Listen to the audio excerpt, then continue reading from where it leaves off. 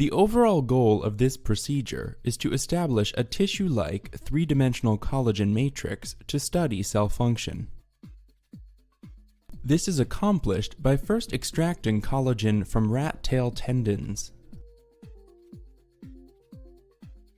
Next, collagen fibers are reconstituted in the presence of fibroblasts to allow the fibroblasts to contract the collagen gel.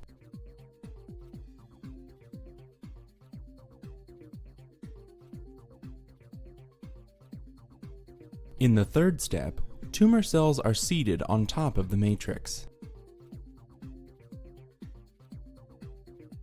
In the final step, the matrix is incubated on top of a metal grid to create an air-liquid interface to allow invasion of the tumor cells into the matrix.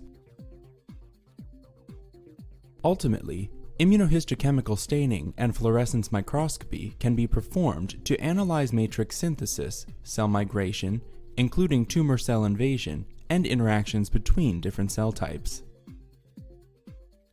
So this method is ideally suited to looking at invasion and metastasis, and also looking at tumour development on a complex three-dimensional matrix. We can look at things like differentiation, cell survival, and cell growth. But in particular, we can look at how tumour cells interact with stroma during key events of invasion, one of the earliest parts of cancer metastasis itself.